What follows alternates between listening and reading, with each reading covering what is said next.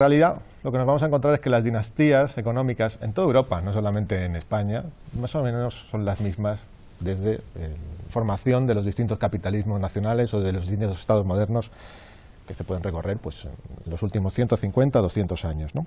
Y que estas corresponden con situaciones que no tienen nada que ver con una situación de competencia perfecta, sino que lo que se generan siempre son situaciones de monopolio y oligopolio económico. Es decir, un verdadero liberal, lo que debería decir es: no puede haber esta situación de oligopolio, por ejemplo, en los mercados financieros, donde es un puñado de agencias financieras las que tienen capacidad de desplazar, mover y articular ataques en términos moviendo masas de capital bestiales y modificar, por ejemplo, el precio de las monedas, los tipos de cambio, los tipos de interés de los estados cuando recurren a la deuda, etcétera, etcétera. ¿Lo dices por las de calificación?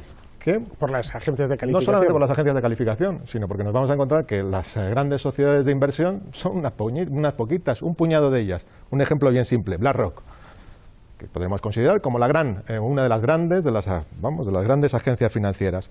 Pues BlackRock tiene la capacidad, en su cartera, gestiona más o menos lo mismo que el Producto Interior Bruto de un país, evidentemente no pequeño, como pueda ser Alemania. 3 y pico billones de euros. Son cantidades monstruosas. Hablar de que eso es una situación de competencia perfecta...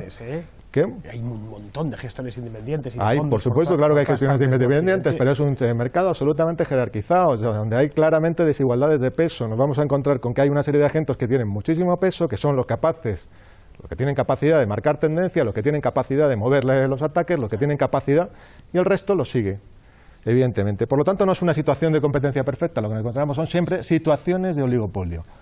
Por lo tanto, no existe esa competencia perfecta. No existe, ¿no? No existe, evidentemente no existe. En términos políticos nos vamos a encontrar otro tanto de lo mismo. Nos vamos a encontrar con situaciones políticas claramente cerradas, con democracias claramente cercenadas, donde realmente la gente común tiene muy poca capacidad de influir en el poder político. Se puede decir, sí, bueno, son sociedades relativamente abiertas. Si tú te organizas poco a poco y en el curso de 3, 4, 5, 6 décadas puedes llegar a tener algo de representación parlamentaria. Es ridículo. Lo que hay es una ausencia total de democracia en términos políticos y precisamente una situación de control por parte de la población de sus propias economías. Realmente no hay una polaridad, no hay una oposición entre Estado y mercado. O sea, lo que encontramos, porque no existen esos mercados de competencia perfecta de los cuales habla el liberalismo. No existen, desgraciadamente, no existen. No existen en la práctica, no existen en los hechos empíricos. O sea, lo que existen son situaciones de oligopolio y monopolio, que son las que permiten precisamente acumular o generar beneficios extraordinarios. Eso lo vemos en cualquier sector estratégico de cualquier economía occidental.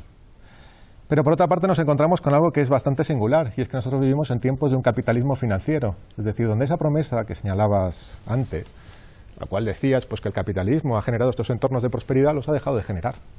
O sea, que el capitalismo, nuestro sistema, y especialmente en Occidente, no genera precisamente mercancías más baratas y más asequibles para la mayor parte de la población.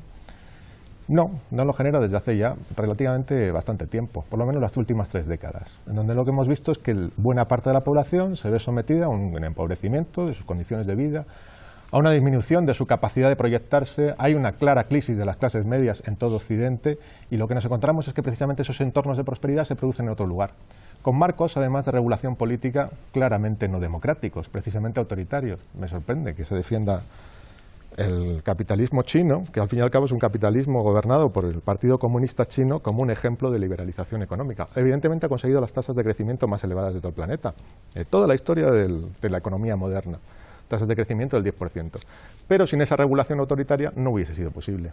Paradojas de la vida. No hay oposición entre Estado y mercado. Es decir, hay una inmigración constante. Y deberíamos hablar otra vez, como se hablaba antiguamente, de economía política. Es decir, la economía es siempre economía política. No hay diferencia entre dos ámbitos que se imbrican y se tienen solidaridades recíprocas permanentemente.